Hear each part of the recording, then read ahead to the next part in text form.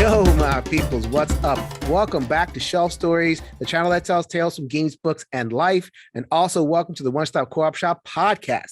I am your host, Jason. Thank you so much for stopping by. I'm not going to belabor the introduction over here. This man has been on my show many, many times. We are welcoming him back. If you're on the podcast, you're missing some valuable facial expressions from this man. But if you're on the video, you're looking at him. He is Jambalaya Plays Game Man vs. Meeple, my brother. Jeremy Howard, welcome back to the show.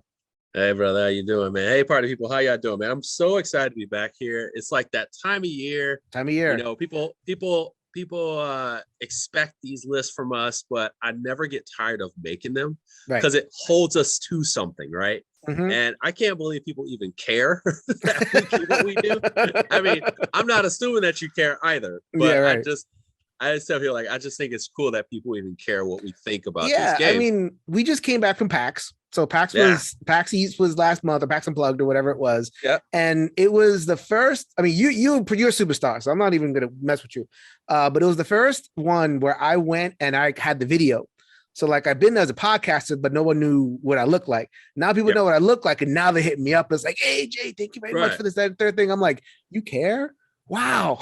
I'm still in that mode of like, wow, people are watching. And I get it, you know, that maybe there's a little bit of humble, whatever, but it's still shocking to me that people care about us. But no, I think it's the enthusiasm, it's the consistency, you know, there's no magic to this stuff, man. We're just in it. You know, what's crazy is that like, I never, like, to be honest with you, man, I think it's weird that people are weird about approaching me. Mm-hmm. But I had several people come and approach me, man, and I'm just so happy they did. We had somebody from our Discord channel come up and say hi to me, and they remind me of their username and stuff, which is fun. This one guy stopped me. I'm Snazzy 6969. His name was Deadpan, so it was like, oh yeah, like it was very recognizable. So, you know, I met a lot of our people from our Discord or fan base this year, which is really cool. And then also just to have a random guy come up to me. I even had one at two at Gen Con just come up to me and, you know, I just talk. That's talk. Cool. And I said to this person, I said, hey, there are going to be a lot of your favorite content creators. Cause he said something like, you know, you guys are celebrities. I'm like, no, we're not. We're just people. Like, go up to these people that you watch all their videos and say hi. Like, I'm sitting here having like a 15-minute conversation with this guy. He is like overwhelmed with happiness. I'm like, this is great, but I'm just a guy. Right. We have enthusiasm, we have consistency, we have a camera. There's nothing special about this. Nothing special about that. Trust me.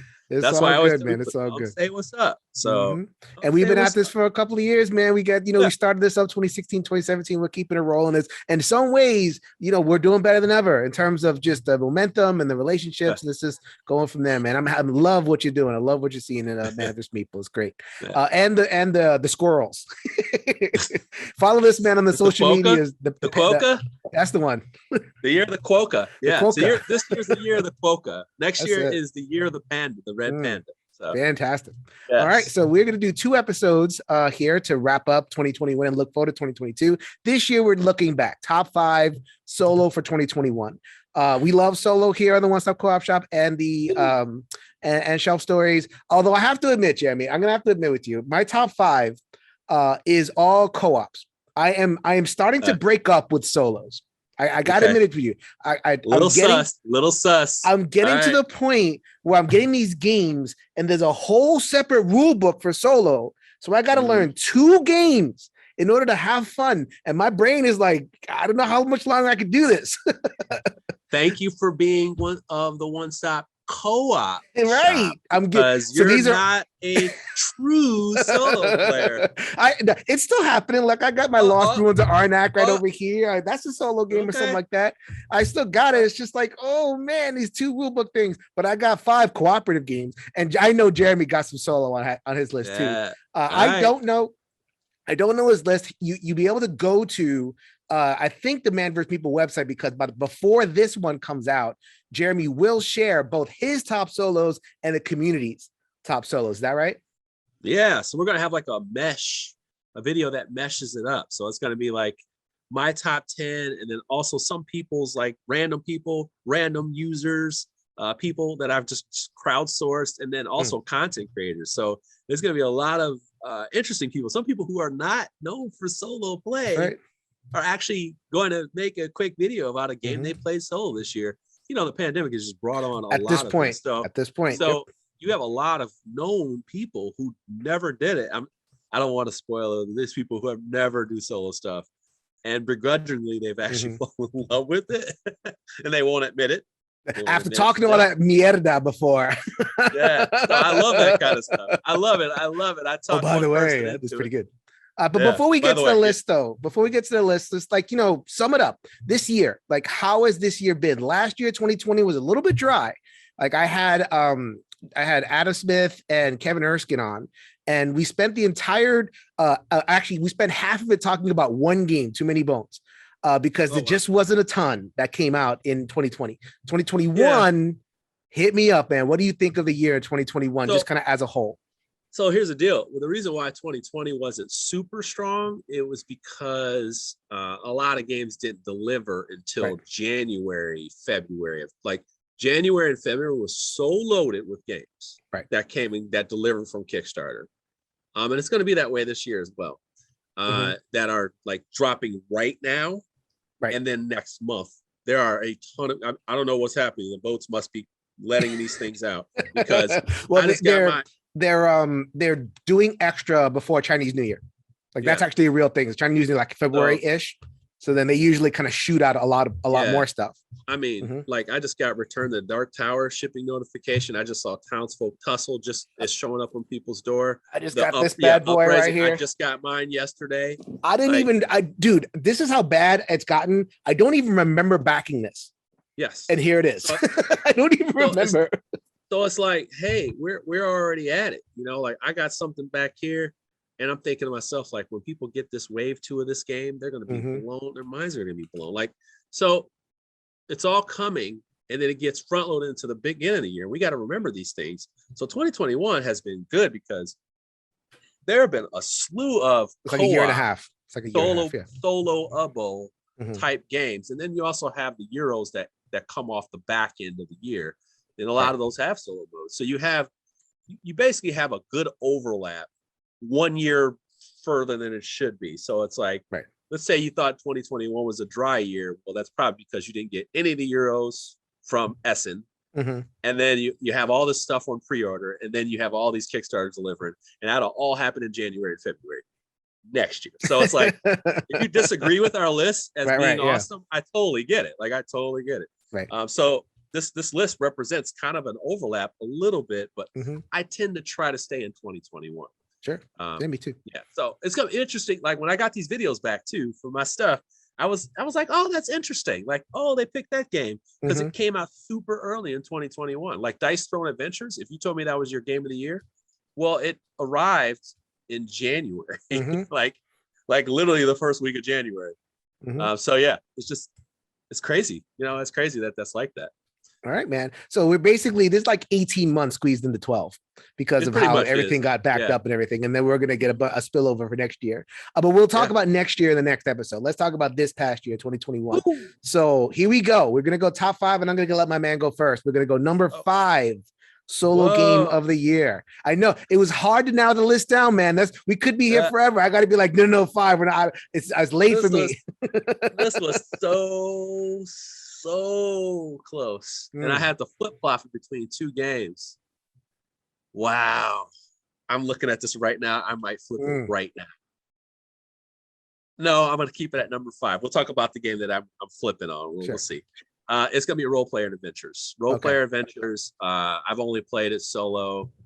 It plays really well solo. It's super tough. What you're doing in this game, if you're not a fan of role player, does not matter. This is a true adventure game using some of the role player theme and just going away with that world. So if you like Lockup, you like the world, you may not necessarily, like the game. It's like that kind of thing. Like I like Lockup a lot. I like cartographers. I'm just not that much of a fan of role player. But if you are, and you can move this on to that, you'd love it. But basically you're going out on these adventures. It's got some choose your own adventure elements, although the stories are contained. There's, I think, 12 stories in the game. I've been through 6 or 7. They even have a side quest book, and you can play these games within like 2 hours. You're cooperatively taking dice, but using your stats to kind of build a dice pool and do stat checks. Right. And with those stat checks, you'll kind of, pass or fail on certain things. And they have this little extra book where you go in and you try to do the skills that are in the book. And you can manipulate the dice that you get by playing cards from your hand that are similar to the cards you would have a role player when building your character. So a card will flip a die. One card will change a yellow to a green. And another card will say, it'll just say, hey, switch this with that. They have all these cool little things that I wasn't expecting. And I think the fact that you can do the hand management part of the game, there's also ways that you can even like manipulate how many dice you can roll and all kinds of stuff. They just found these really nifty ways of getting you, away from role player, literally, and you're using your character. Now, I haven't played the expansions to role player, so there is a lot of character development and adventure in that as well. Right. But I just found like, hey, you're keeping track of your party, you're keeping track of your alliances, you really create yourself. They have 36 pre-built characters in the game. So there's a lot of things there. You can even have a lineage story like about yourself and do some side quests as well. There's just a lot in there. And I even in failure, you fail forward. So it's comfortable that way. There's just a lot to love about this game. And it's written really well. I cannot emphasize that enough. It's written very well. Those little paragraphs and stories and stuff like that, they're funny and it's really good. I can't say enough good things about this game. If this was your game of the year, I totally understand. I got Role Player back here. I got all the expansions. I actually enjoy the base Role Player. My number 5 is Role Player Adventures. Oh my God. Are you kidding me? And okay, I'm cheating here because I have not actually physically played the game. I'm watching all the playthroughs of all the people, like my friend Colin in the One Stop Co-op Shop. And, we're going to talk about this, like so much of the games, like you mentioned before, like there's the big adventure Kickstarters and there's the Euros, like we're talking cost, man. And there's really rising costs. So it's like, okay, Role Player sold our MSRP like $150. So like we're talking about, and people get gassed up. It's like, oh, how much is it? So then, I only have so much in the budget, but I know what I like. I like story. I know what I like. I like role player. And just looking at it, like playing vicariously through other people, it just makes my mouth water, dude. The stories and the hand management, when you get both in there, when the way you build your character and the way you organize your cards and your gear matters in terms of the story choice. It isn't just like two parallel things. Right. Like sometimes it is. So I do whatever, but the story's just kind of taking me off. No. You gotta do stuff. And if you don't build the right way to go the place you want to, then you got to go the place where the game will let you. And I love that. And like you said before, it's whimsical. The stories are good. We're already getting we have one expansion and we have more coming. So, price being what it is, yes, and we got to put a big asterisk on that because I love the peoples here. If you can swing it, Role Player Adventures is a best thing. Actually, you know what? It is not best in class this year because I got one story game, like big adventure game that's above it, but you can't go wrong with Role Player Adventures. Absolutely. Yeah, you can't go wrong with this one. There are some really good written stuff here. One game that's not on my list is Unsettled for the top 5. And Unsettled has some really good writing in there. Right. Really funny writing. Very funny in the sense that like you're in a dire situation and the people still have a sense of humor about where they're at, to kind of keep their spirits high. But, it's not a joke what they're in. It's like a planet where they're about to melt if they don't get out of there in 5 turns. But they have this kind of like, So I have a feeling that we are not going to match up all 5, but it is really unique that we matched up on our first 5. We will have some crossover. We might have some you might. I'm not sure. I think we'll have one more crossover. We will have one more crossover. One more crossover because again, I don't have any Euros on there. Get your 2 rule books out of here. No, I'm kidding. So that was both at number 5, Role Player Adventures. Jeremy, hit me up with your number 4. Number 4, once again, could be anybody's game of the year. I would not fight them, and it has to be Final Girl. Final Girl is absolutely amazing. Now, if you like Hostage Negotiator, I think both of us like the Hostage Negotiator. I got too much light on here. It's right here. Yeah. Crime Wave. I got the whole set. But I got Crime Wave. I got Career. I gave Career Sea of Excellence to the Dice Tower. Yeah. So it just keeps on going. This is the thing. It shares the DNA of that. It has the story beats of how that plays, but what you're doing this, and it plays out in a story, a mini story, and that you can make up and you can mix and match killers with their things. And they all have these different mechanics that they do. They're not the same. They're not rinse and repeat, nor are what you're trying to do as far as the scenes that you're in. So you have these different boxes that represent different scenes, awesome magnet parts, you play it out. And then you got your board to move around, and you're really just trying to help people escape. You're the final girl, like in a movie. I mean, they have like Nightmare on Elm Street, slasher films, movie references galore. Poltergeist and so you got all this stuff that's there. And really what you're doing is you're playing these cards, you're trying to chuck dice that will hit the requirements for them. And then if you do it, you can get the best action or an okay action. And you're trying to keep everything level so that you can get more actions and things like that. A very, very easy game. It always is going to have that feedback of roll to resolve. You like it or you don't, because there's not a ton of mitigation here. It's 50-50, right? It's a 50-50 situation. And I don't know, man. It's just like Hostage Negotiator. It feels thematic. It's supposed to be intense. And this is the type of game where I feel like you should feel like you had a good experience even when you lose, because it's very much a horror movie action scene that you have jumped in the middle of. You're not at the beginning, you're not at the second act, you're at the final act of the movie where the kids all stop dying. The boss, the guy is here. He's hacking through the last 4 or 5 people in the movie, and you gotta like get them out of there.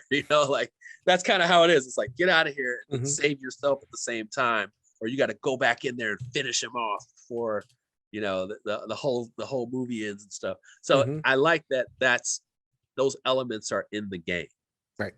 So that you can feel like, hey man, like the defeat was a defeat, we all want to win, but this type of game is supposed to be one of those lower percentage winners,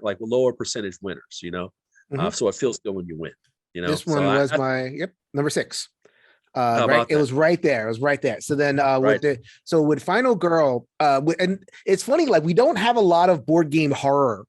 There's not a ton, and it's weird. It's more like in that it's more in that feel. Like if you said Cthulhu was horror, I'm like, not really. No, that's adventure. Yeah, that's adventure. Like, not really. It's just in a realm of horror, but doesn't feel like it. Right. Now this is straight up like, and like horror movies, maybe more like horror and action. They're both very tropey.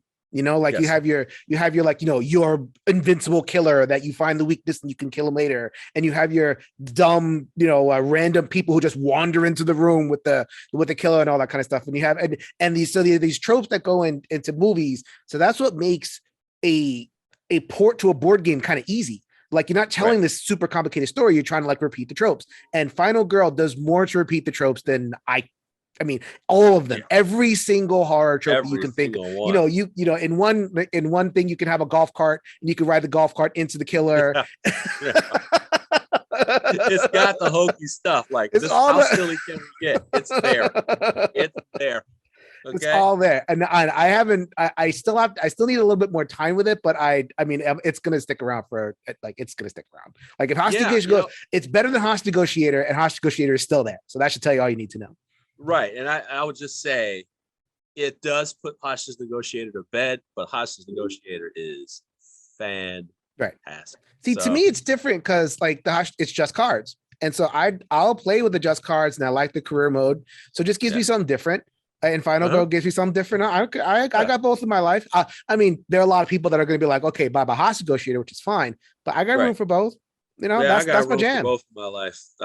That's not going anywhere. Except, in fact, it's in my arm's length. In my arm's length club right here. So, yeah. Absolutely. So that's Final Girl. That is that might come up in our next episode because their season 2 is kickstarting pretty early next year. Yeah, I heard about some of the things they have. I saw some pictures. Ooh. Oh, look at you, Mr. Inst. I can't say anything, but I saw. Nice. Yeah. All right. So speaking of lower cost, this one maybe rose up a bit because it is a reasonable thing to access. It is Bullet. from Level 99 Games. So Level 9, it's I think Bullet Star or Bullet Circle, Bullet Heart. Yeah, you go, Bullet Heart. So then Bullet is a puzzle game. Just it is a straight up puzzle game, and it has it's based on an anime. So like, and it's level 99. So like, it's gonna have anime and shish bumba and all that kind of stuff. So then you have characters, and there's many characters. Oh my goodness! And each character has, you could flip it, and it becomes like a boss in the solo / co-op. So then you have this many characters and this many bosses. And, when you get that much content, it's like, is it all work? I have no idea, because it's hard to all go through, but every single competition I've played is cool. And each character, so the way the puzzle works is you get these, like you have a grid in front of you. And then every round you're going to have quote unquote bullets kind of flying at you. And you have to deal with those bullets. And then at the beginning, there's not that many, but then there's more and more and more.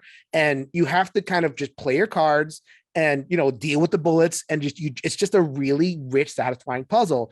Each character solves the puzzle a different way, similar puzzle, but like player power is just like solving it's the same Sudoku, but like I got 36 different characters to solve the Sudoku with, and they're all and everything I've played with so far has been good. And it's, I don't know, like I don't care that it is like, not, it doesn't feel like a real action game. It's a really satisfying puzzle with a really cool twist on it. Card play, because you have to play cards in order to do your powers and everything. I was really surprised I like this much. Yeah, it's really good. It's the dream. It's Bullet Hell, the board game. And I love those types of games. Yeah. Those arcade games where just bullets are just showering everywhere. And they somehow captured that theme. Yeah. And it's really abstract. It's just got the art that makes you go, oh, okay, that's what we're playing. But that sense of being overwhelmed, that sense of like, so many things coming at you. I mean, the extra, if you go one extra, you're like, I'll just risk it. And you're like, oh no, it's going to skip. And that's the coolest part. Yeah. You're like, oh man, it's going to skip 2 spots. No, not a 4. I need a 4 right now. But that's the cool, and all the powers are cool. They're smart. They're smart, and they make you make interesting choices. Just like the abilities that you need to use. There's always the perfect amount of challenge going on in that game, and I like the reaction timing that it's created. Like it's like, all right, I need to make sure before I make this risky choice, do I actually use my ability? Do I finish this card? Like you really have to make these timely choices. And that to me feels like the action shooter that you're doing on the fly. Yeah. And if you have this thing with a timer, it'd be like crazy, but like you're a crazy person, just like the multiplayer. But it's a timer, get out of here. No, it's an excellent game. But like if you play this co-op, whatever, man, it's fantastic. It's basically the same game. Solo, co-op, competitive, it's basically the same, and with very simple rules. And that's how abstract it is. Which to me is a draw. Like I want a simple, just filler game. It's probably the best little, like, I'm about to go to sleep and I want to play something for 15 minutes game. There you go. Arm's length club. Bullet. Fantastic. So that's my number 4. It is Bullet. Jeremy, number 3. Okay. Well, what do you know? Pick up Bullet again. Bullet again. No, the other Arm's Length Club game, Imperial Legends and Imperial Classics. Now, let me come back over here. Imperial Legends, Imperial Classics is a highly asymmetric game. You're going to have, you have both boxes. There's eight in both boxes, so you got 6 different civilizations, and they will go from your normal, like the normal Greeks, whatever, Spartans or whatever, all the way, and I shouldn't say Spartans, but like all the way to like fantasy, like Atlantis, Shangri-La, those types of things like that. But each deck will create this time travel through their history. And what you're basically doing is trying to get through your deck. Okay, so your deck shedding to move through time. And you're going to be building like a tableau of cards that will give you resources to get better cards.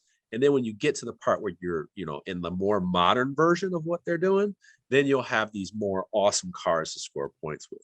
I could go into depth about it, but the game is so highly asymmetric that it would be hard to explain, because every deck is doing something different. Each faction has its own personality. You get the Rome deck, they're conquering lands. You get the completely crazy. I mean, like literally, there's a group that's trying to find Shangri-La. You are literally going on a journey. Atlantis, you're dealing with cards flooding, so they have to go away, and you need those cards. So it's like it's super thematic. And the thing is, the AI, every one of those decks has an AI, so you can face off against 15 other decks, and you keep your one. That means you have a lot to learn. Every deck has its own sort of language to it, and that's just everything I want. Like I love challenge. I love what I call slick card games. This game is a slick card game. It's a head scratcher. I borrowed it to my friend. He was overwhelmed with it. I love it, but I can see how this game can be overwhelming. The rules are a barrier on this one, and all the terms that are in there, a little bit too much. So if you're a person that doesn't like, a little bit more on the heavier side, and I'm not saying a little bit more, this is heavy. Because you're going to have to relearn a lot of things as you play this game. And the rule book does not do a great job of explaining the game's flow. And that's because it's highly asymmetric. Also, if you're watching this video and you're like, oh, I'm really excited, this game actually has a major rule that is not in the rule book. So, major rule.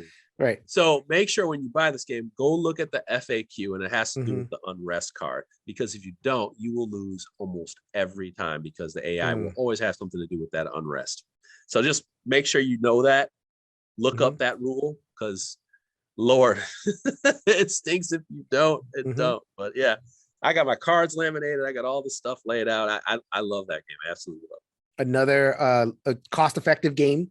It came out towards the earlier in the year. So I mean, we're looking for a lot of value. I mean, because it's so crunchy and complicated, and it's David Turczi and Nigel Buckle. They are not known for simple, easy breezy experiences, and they're going to get more and more heavy with Voidfall, which is coming next year. We'll talk about that. So then, I mean, it's my number 7. It's probably the first pure solo, except for or like Euro solo type thing, like a competitive game that becomes solo.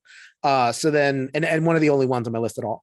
Then I do have. You were talking about before, like you have some backstage news. I also have some backstage news. We are getting more Imperium very soon. Yeah. Oh yeah, I'm sure. We are getting. Sure. Oh, it's hopping. It's hopping. Yeah, I'm sure. There's more factions that are coming. They can't keep that game in stock. I don't think they printed enough. And I think that's a great sign. I mean, even when they reprinted, it wasn't enough. So that just goes to show you how well this game is doing. I don't know what the ranking is on BGG, but I'm sure it's hovering at 8 or above, because it is that good. Yeah. So yeah, just check it out, give it a shot. It won't be for everybody, especially if you're not a heavy gamer. Do not take a leap on this one. This has got some barrier to it. Yeah. So yeah. That was Imperium Classics, Imperium Legends, and Imperium coming soon. Remember. All right. So my number 3 is Assassin's Creed Brotherhood in Venice. Oh. Not you? No. What? No, I haven't played. I sold it right away, man. I sold it for space. I was so excited for that game. And I'm doing some cuts on big games right now, big box games. And I just have to do some big cuts because there's a lot coming in. And I was like, what can I cut?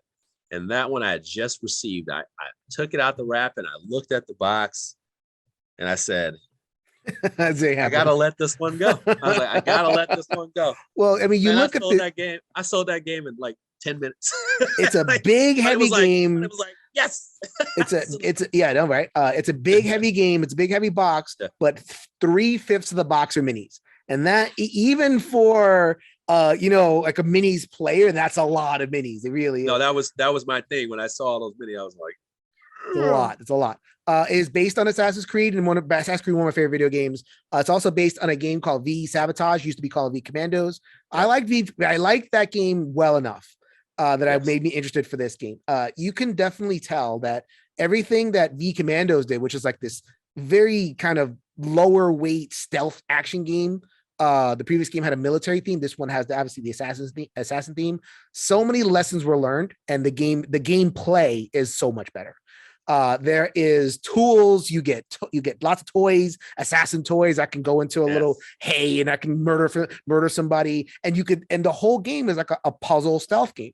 If you play puzzle stealth games, you're like, we're talking Dishonored and Deus Ex and all these, these video games. This game gives it to you. And in terms of that puzzle of like, making sure that you're watching the pathing of the bosses and the creatures and everything, the guards, I should say. Yeah. The production is amazing. The art is amazing. The missions are varied, and they have like a crafting system so that you can like build up the little toys that were in the video game. So like your tank and your Leonardo da Vinci, like wings and all kind of stuff. So you can build that stuff in the game. And there's a lot, and I'm totally enamored with it. I've played 2 full memories so far, so like 3 scenarios, and then there's a whole bunch of other stuff, and I've unlocked stuff. The Assassin's Creed is fabulous. I really like it. The box looks sexy, man. There is a lot of use. They could re-release this game as a $80 game. I think I'll be there when it happens, right? I think they could totally minis. Hey, look, minis sell and people like minis. I'm not gonna take that away from people. They could totally give the standee version for $80, and $80 versus $250 is you don't need to be a genius, Yeah, I'll take it. I'll take it for that. And I mean, the next game I'm going to talk about is totally counter what I'm just saying because I love miniatures. So my number 3, Assassin's Creed Brotherhood of Venice. What is your number 2, my friend? This is so hard. These final 2 games are going into my top 20. So there's going to be some seismic movement. I think I know one of them. I don't know the other one. Yeah. The other one hit, and I was like, God, why am I putting this game above this game? But I can't help it. And number 2 is Solomon Kane. Whoa. Okay. Wow. Solomon Kane. Holy moly. That one, and not talk about a game that came out early, like you mentioned before, like your game that kind of leaked into the early part of the year. Yeah. So Solomon Kane is, man, what a game. Now, I don't know Robert E. Howard. I don't know his books. I don't know this story. I didn't know this character. Mythic approached me and said, hey, do you want to try this game? I know you like narrative. I know you like this stuff. I said, sure, why not? I'll give it a go. And wow. I mean, what a good writer. Because I mean, like this stuff, you are really going on this venture. If you want to know what Solomon Kane is, he's a Puritan guy, and he's just going about it. He is pure, right? And it's like this I think it's like 1800s, early 1800s and whatever. And because he's so pure, these fates are watching over him, and they are trying to keep him pure while the darkness is trying to get him. And darkness comes in these forms, these miniatures that kind of come after him. But meanwhile, he is doing things that are very normal and mundane. Like he may be in a bar, he may come to a bar, and it always will be like, Solomon comes into town in this horseback, like it really sets the scene. And then you go and it's like, hey, we're in this town at this bar, and you're just listening to people and you're asking random questions, but the darkness is also still coming. Right? Now you play the role of the spirits, but you can play the role of this one spirit that is just as strong as the other sisters, because they have like judgment, prudence. Like they have all these different types of person, but they have this one sister that's kind of a mesh of all of them and creates its abilities. But what you're doing is you're really watching this play out, and you are kind of puppet mastering the situation. So you don't have full control over everything. And what you're doing is almost like you're the watcher in Marvel movie. Like you can't intervene, but you can influence, so you're using these dice, you're chucking the dice, you're putting them in slots, trying to hit these stat checks and things like that.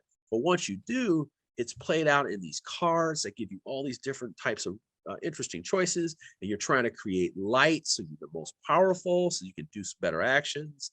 But maybe sometimes you have to put your miniature down and intervene, and they have these big miniatures that go down, boom, put them down on there, and she stands over Solomon, and she projects this light. And then if the enemy's coming to light, she has to sacrifice herself and burst, and it causes a shock wave and takes out all the darkness around it. And it's like, it's like, stop, boom, and then she goes off the board. As you can see, I'm just so hype off this game. But you go through these stories and you can go good, bad, and it doesn't play out the same way the stories do in the book. So if you are a reader, I think he was at the end of comic. So it wasn't like they always had novels for him. There could be a story that was 5, 10, 12 pages. There could be one that was 50 pages. So they just used the influence of all these stories that were given and made books. Now these books are like between 2 hours to 5 hours. They have some that are different things. So you don't have to play like a campaign. It's not a campaign. You play through an experience, a story experience. And I just love that idea. And that didn't stop me from staying up to 3 a.m. at night on a school day, on a work day, trying to play all through all the stuff. I mean, it was just it was a page turner, but a board game. Nice. Like it was that. It was like that. It was like, oh man, but I won, but I want to find out what happened. So yeah, it's a really interesting game. The big pushback on that one is that there's a ton of errata cards, errata cards. There's some things that were going on, but you know what? It didn't stop me from having fun. And there are just choices you make. I call it in the name of horror or in the name of fun. Like, what do you do? And that's kind of what I did. I was like, this doesn't make any sense, but it is a bad result. So what happens, right? And I just dealt with that. Versus like, I know some people are super stickler for rules and having everything interpreted and laid out for them. I totally respect that. But for me, this is one of my favorite games of all time. I love this game.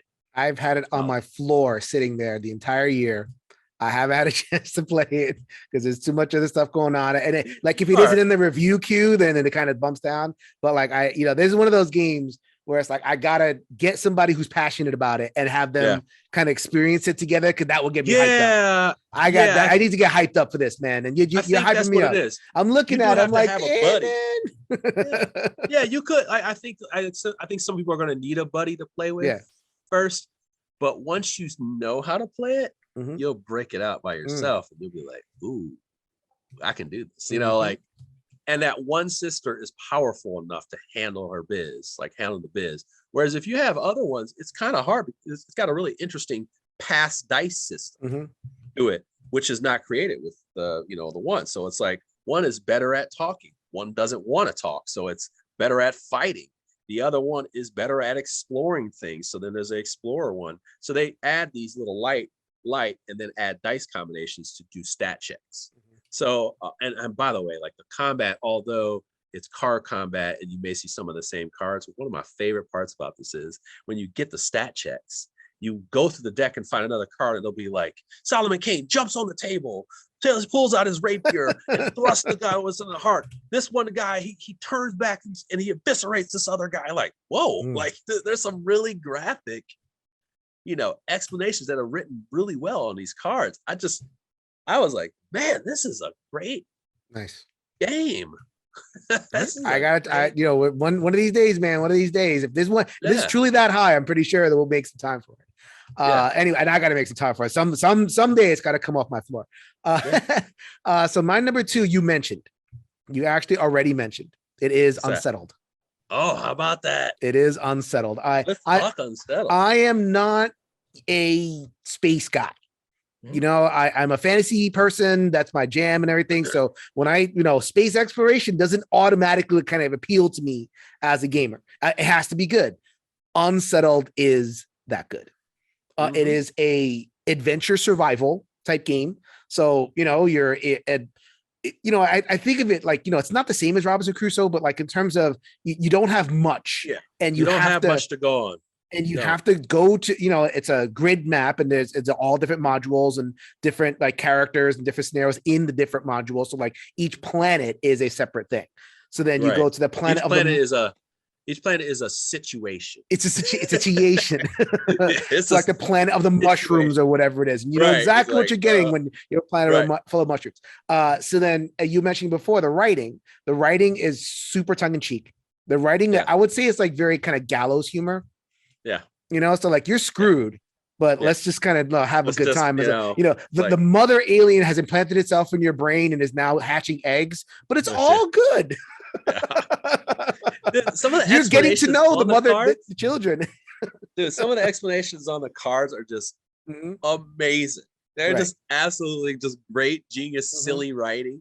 especially like even like the first box with the hallucination cards, like just explaining what's explaining what's happening to you. I'm like, this is the most wildest thing ever. You know, like, and it's represented mechanically. Like the mechanisms don't fight it. Like, you have, you can attach like a little base to your thing, so you have like an alien that's kind of sucked on you, and you're walking around with the base. You're kind of like wandering randomly if you are, you're tripping or whatever it is, and you disappear from the board if you're like shunted off into another dimension. All this stuff can happen. Right. And so it has the story. It has, you're not doing combat. It's all skill checks, and it's all like kind of, you're never powerful. You're never powerful in this game. And I appreciate that. It's like the first Alien movie, like where you never have a full gun. Right. You're just running along. That's the perfect example. Like it's Alien. You are not, you don't have phasers. You don't have guns. You are Star Trek without the Star Trek without the phasers. You just come on this planet. Whatever's happening on this planet is happening. You got to react to it because your ship will shut down, or you're stuck or whatever. And you may have to discover the land. The land may not be laid out for you. You have to discover your path. And as you go to your path, you may get sicker. It may get hotter. The air doesn't work the same.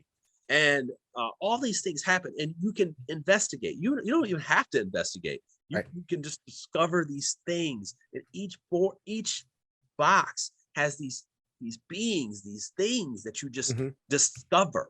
Like it's truly a discovery game. Where, like I said, it just feels like an episode of like Land of the Lost, Star Trek, X-Files, all that stuff. Yeah. You don't know what's going to happen, but it's like, it doesn't feel like Monster of the Week or, oh, this game's like the last game. It's very much like this planet has the same properties. But even that, like what they do with each planet is totally different. So I really enjoy that. This game just stuck with me. Yeah, it's awesome. And that writing, it makes it stick. I mean, it just makes it stick. That's the biggest one. Yeah, and I'm not a space person, and I'm adore this game. This game, it's the kind of game that you look at it and it fires 5 other games. It's like if this game does this, okay, and 7th continent, you're gone, and all these other games are like you're gone, and like I can't. And on Colin and One Stop Co-op Shop did playthroughs of each planet. That's how much he liked this game too. Yeah. So then, it's the Unsettled is an amazing game. I can't wait for more content for it. So then now it goes to number 1. Kickstarter coming next year. Kickstarter coming next year, by the way. Okay. Well, you missed out on it. Yeah. All right. So now we're on to number 1. What do you got for number 1, Jay? I think I know what it is. Does it start with an A?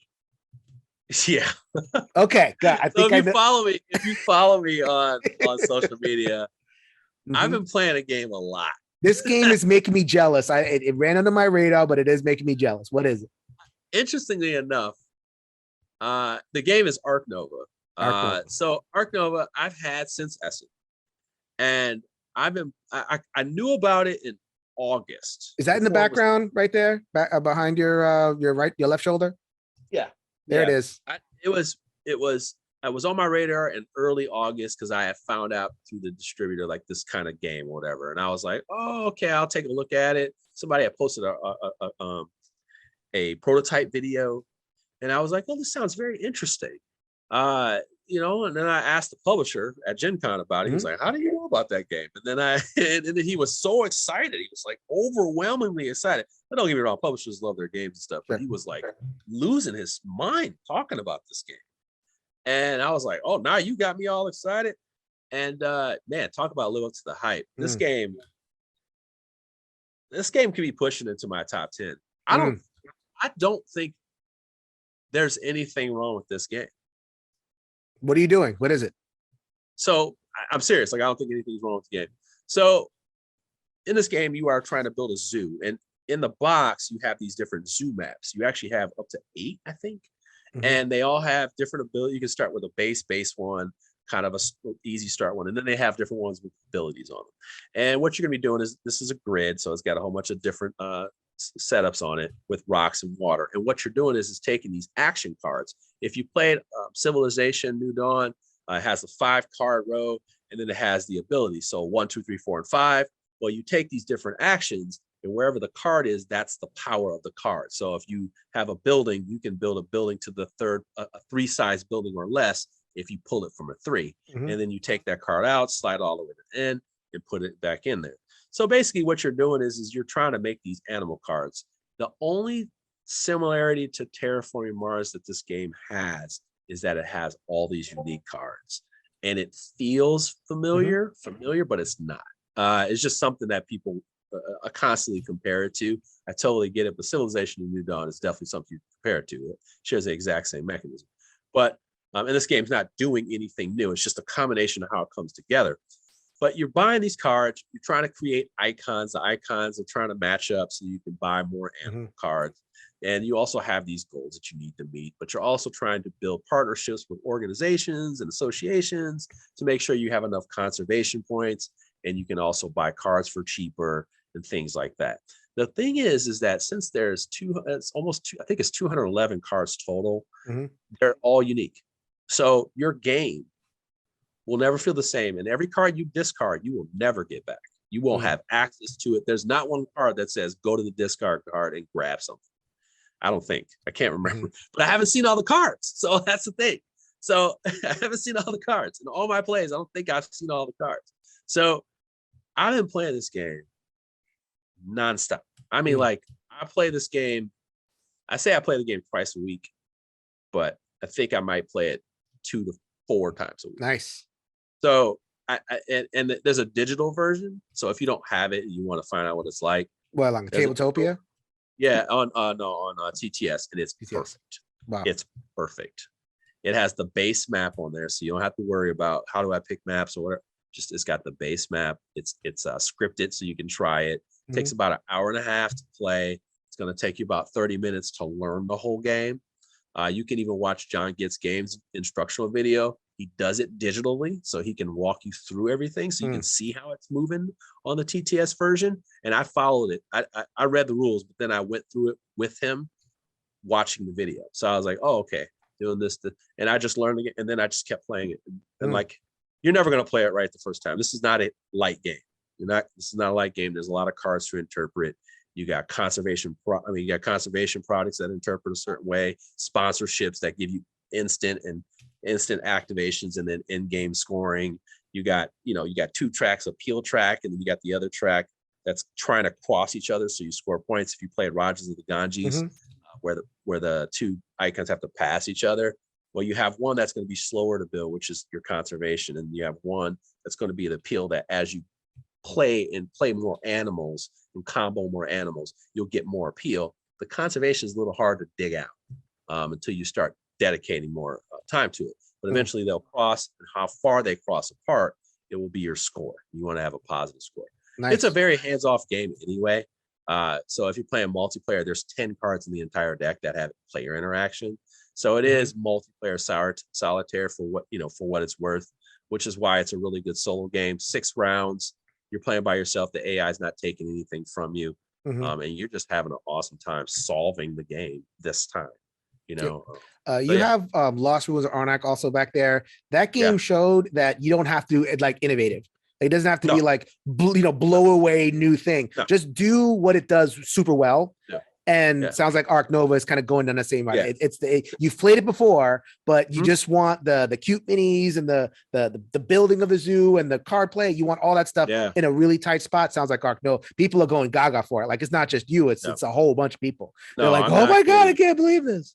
No, I can't. You know why? And I think when you do say Terraform Mars, it does ignite a lot of people because people, I mean, it's a very popular game. Right. But when people say it's better than it, that really ignites people. And that's fine with me because I don't like Terraform Mars at all. See, terrible. I don't like that game. Terrible. I just boring. On the anti-hype train. Can't get out of it. It's amazing. But this game, if that's what it's up against or whatever, it puts it to shame. Okay. I can't wait. Arc Nova, Jeremy's number 1. My number 1 is the other story game, primarily story game, big old story game, big old adventure, more expensiveness in the box. Do you think you could guess it? What's the other? Well, one of the other big story games came out earlier in the year. Ooh, how about Chronicles of Drunagar? Nope. That's more of an adventure kind of dungeon. Yeah, that's thing. more. This one's total adventure. It is Sleeping Gods. So maybe you don't think of that as 2021 because it's like, this not, we're talking a while ago, but no, it's 2021. 2021. Easy. No, Sleeping Gods. I mean, it's my jam. Mark Dainty from Not Board Gaming. You don't know what we're talking about. we had a whole discussion about that in Top 200. Like he was like, "Oh, it's just choose your own adventure." Yes. It's it is choose your own adventure delivered at the highest level because it's so like the best thing I could say about this game is that it breathes. Like it is a open breath of a game. You could go anywhere and do anything. You can have a whole playthrough and not see 40% of the map, and then you go in different ways. You can kind of mix match it again. It's a table hog and a half. You play your 8 characters and you have all the powers. But like, I mean, I loved. I have Near and Far. It's there somewhere. I love the world. I love what Ryan Lockett is doing. And Sleeping Gods is just a game made for me, and I'll be playing it forever. No question. Sleeping Gods. Yeah, it's kind of Wind Waker-esque, Zelda Wind Waker-esque. You kind of you're just wide open. You just go getting your little wide open. There's no real combat. Combat's like some puzzle thing, and it's like the combat's actually my least favorite thing, which is what turns a part of what turns people off. It's like, oh well, what is the combat? I don't care. Like, I mean, I solve a little resource management thing, and I just kind of get my resources going and let me get back to the storybook. That's what I'm all about. I think when you have feedback like that, I think people just don't realize like maybe that's not what this game's about. Like you don't necessarily want to get into combat, so there's not really a priority to how the combat works, because it's not like you're not supposed to be charging forward in this game. It's a game of discovery. And I think that's a thing that we need to maybe table for a different day. Is just like, like what mechanisms is this game trying to shine at versus like what people want. It's a hard thing to do. There's gaps in every design, right? So I think that's one of those games where it's like folklore is like that. Like I like folklore, I love folklore, I love the storytelling, but people can't stand the combat. Well, they responded to that, and I don't know if people even care, but I love it. Like I love it OG, and I love it even more with this. Nice. So yeah, it's really interesting to see that kind of stuff. Sleeping Gods. I'm like, I can't wait for Now and Never. That's coming later in the year. And Ryan Lockett. I mean, as long as you're making big box games, I can do without Megaland or whatever it is, but the bigger box stuff I can definitely vibe with. But yeah, that is our top 5 for 2021. If you want to hear more solo from Jeremy Howard, go ahead and tune into Fan vs. Meeple. By the time this one posts at the beginning of 2022, Jeremy will have not only his thoughts, extended more games on the list. There'll be contributions from the audience, and this man has you covered. Listen to every single game that I could possibly mention. Jeremy was like, I got this. This man has you covered for your solo. I got you covered. Yeah. All right, so we got one more episode coming, man. So I'll let people go for now. Until next time. Actually, let me go ahead and let you sign off. You go ahead and give your best sign off, my friend. Oh man, hey party people! Thank you so much for joining us today here on the One Stop Co-op Shop. I just want to thank you so much for having me here, and I'd like to thank you all for your time, because I always appreciate everybody giving me their time. And with that, party people, stay tuned for our next piece of content. Have a wonderful day. Thank you for joining us. Later, everybody.